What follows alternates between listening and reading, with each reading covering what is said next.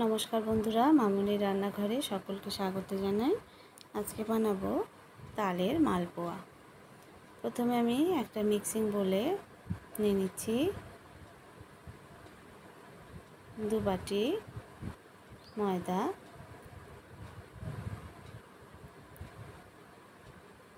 ওই একই বাটি 1 বাটি সুজি,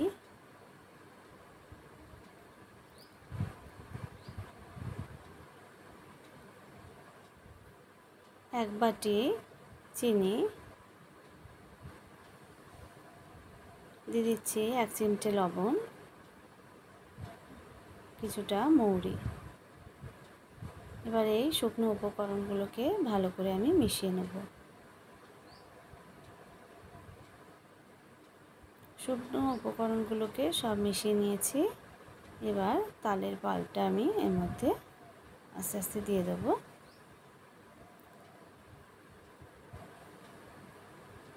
এবার এটাকে আমি ভালো করে মিশিয়ে নেব। এটা আমি দুধ দিয়ে মেশাবো, আপনারা এটা জল দিয়েও মেশাতে পারেন। অল্প অল্প দুধ দিয়ে আস্তে আস্তে করে এরকমভাবে মেশাতে হবে। একেবারে সব একসঙ্গে দুধ ঢেলে দিলে হবে না, এরকম অল্প অল্প করে দুধ দিয়ে আমি এটাকে মিশিয়ে নিচ্ছি। আমি প্রায় এতে 1.5 কাপ বা এই বাটির 1.5 বাটি মতো দুধ নিয়েছি।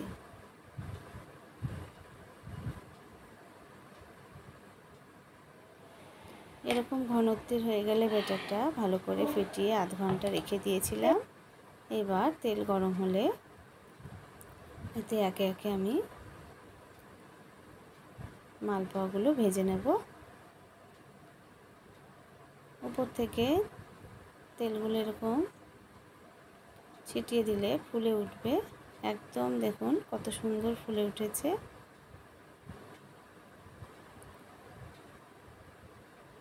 এরকমভাবে হালকা আঁচে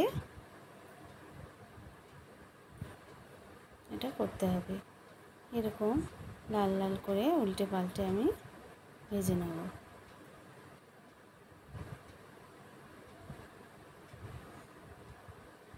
এই তালের মালপোয়া বন্ধুরা খুবই অসাধারণ খেতে লাগে।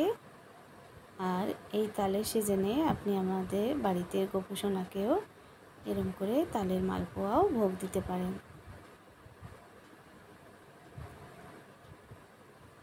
দেখুন প্রত্যেকটাই কতটা সুন্দর ফুলকো ফুলকো হয়ে ফুলছে।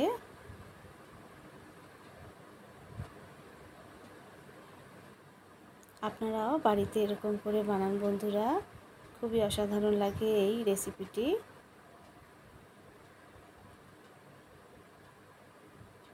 প্রত্যেকটাই আমি ভালো করে ভেজে নিয়েছি। কতটা ফোলা ফোলা, কত সুন্দর হয়েছে দেখুন বন্ধুরা।